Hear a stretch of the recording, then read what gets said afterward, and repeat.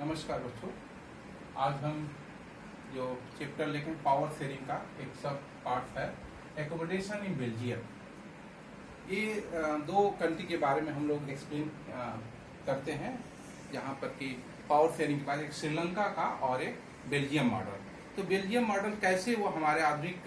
Democracy के लिए advance जो डेमोक्रेसी है उसमें कैसे जो है ये जो बेल्जियम मॉडल है लोगों के लिए डेमोक्रेसी के लिए कितना वो अच्छी है, इसको हम लोग आज इसको इस चैप्टर में समझेंगे। आप जानते हैं कि बेल्जियम में जो है सभी जो समुदाय हैं उनको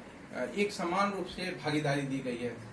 इक्वल पार्टनरशिप दिया गया है। लेकिन इसके लिए बहुत लंबी लड़ाई लड़ी गई वहां पे, और वहां पर आप देखेंगे कि 1973 से 1970 से लेकर के 1993 तक इस संविधान को बनाने में जो टाइम लगा उसमें 4 अमेंडमेंट किए गए।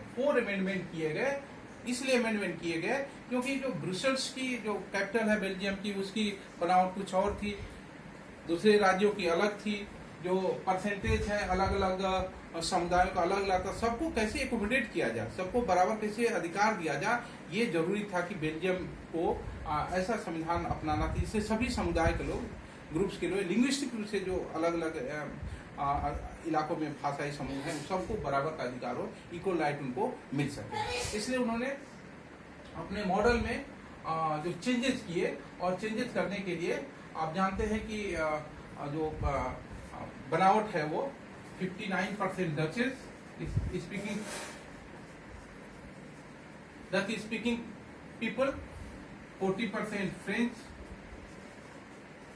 Speaking people and 1% German speaking people जो है वहां पर काम करते हैं, रहते हैं वहां पे अवेलेबल है। अब ऐसी स्थिति में 1% जर्मन को भी एकोमोडेट किया जाए, 40% फ्रेंच को भी एकोमोडेट किया, और इन तीनों समुदायों में किसी तरह तनाव न हो, तो बराबर की भागीदारी हो, इक्वल पार्टनरशिप हो, चाहे मेल हो चाहे फीमेल हो, चाहे वो लिंग्विस्टिक ग्रुप का कोई भी वहां पे लोग हों, उनको बराबर का अधिकार मिलना चाहिए। इसके लिए वहां पर क्या कि पहला जो सेंट्रल गवर्नमेंट वहां पर बनाई गई है उसमें 50% डच स्पीकिंग पर्सन को रखा गया और 50% भी फ्रेंच स्पीकिंग पर्सन के मिनिस्टर को रखा गया। यानी कि जो 59% डचेस हैं उनको भी 50%, और 40% जो फ्रेंच स्पीकिंग पीपल है उनको भी 50% वहां सेंट्रल गवर्नमेंट में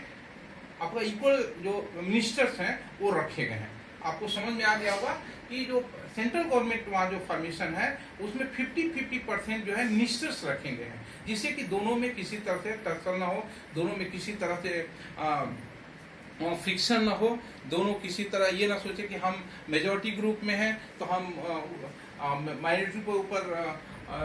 अधिकार करेंगे। तो ये दोनों को इक्वल कर दिया गया सेंट्रल गवर्नमेंट में वहां पर। दूसरा जो है स्टेट गवर्नमेंट है, तो सेंट्रल गवर्नमेंट के बाद जो स्टेट, 2 प्रांत ऐसे हैं जहां पर कि स्टेट गवर्नमेंट को सेंट्रल गवर्नमेंट के बराबर जो है वो अधिकार दे दिए गए हैं, है ना। कुछ मामले खातों से एजुकेशन के मामले में, खातों से जो है लिंग्विस्टिक के मामले में, खातों से कल्चर के मामले में वहां पर स्टेट गवर्नमेंट को पूरा पावर वहां पर दे दिए गए। तीसरा जो मॉडल है कैपिटल ऑफ बेल्जियम का। अब जानते हैं कैपिटल ऑफ बेल्जियम में जो संख्या है 80% फ्रेंच स्पीकिंग है और 20% डच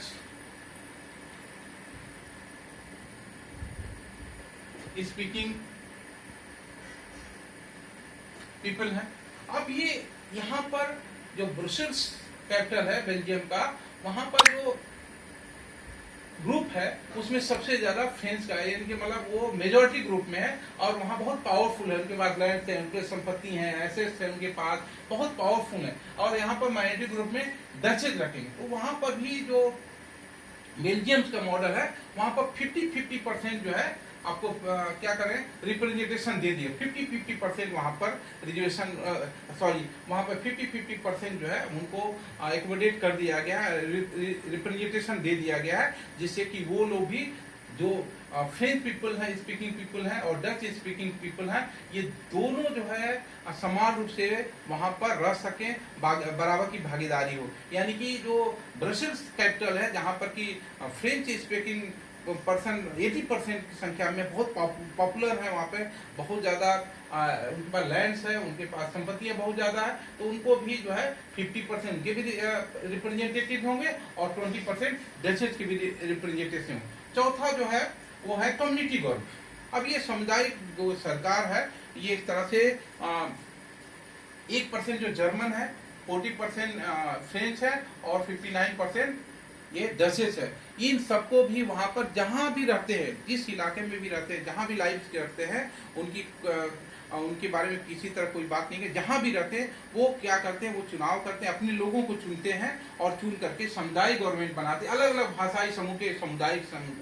ये सरकारें, जैसे 59% डचेस हैं, वो अपने लोगों को चुनेंगे, 40% फ्रेंच स्पीकिंग पीपल है, वो अपने लोगों को समुदाय के रूप में कम्युनिटी गवर्नमेंट बनाएंगे, और 1% जर्मन है, वो अपनी कम्युनिटी गवर्नमेंट पर। इस तरह से आप पूरे मॉडल को आप देखें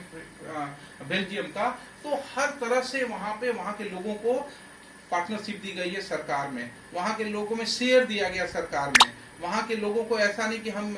मेजोरिटी ग्रुप में हैं तो माइनॉरिटी ग्रुप के ऊपर हम हावी होंगे, जैसे एक श्रीलंका में हुआ है। श्रीलंका में अब देख 74% सिंगला ग्रुप है, तो हर क्षेत्र में, चाहे एग्जीक्यूटिव हो, चाहे जुडिशरी हो, चाहे वो लेजिस्लेटर है, सभी जगह उनको जो हॉरिजॉन्टल है वहां भी उनको पावर दिया गया है। तो आज के बारे में बस इतना ही, आप इसको अच्छी तरह से समझिए कि वहां पर बेल्जियम का जो मॉडल है सबसे खूबसूरत मॉडल है, विश्व का सबसे सुंदर मॉडल है, जिसमें सभी समुदायों को, जितने भी अलग अलग समुदाय लिंग्विस्टिक रूप से ग्रुप से लोग हैं, सबको समान सहमति दी गई। Thank you.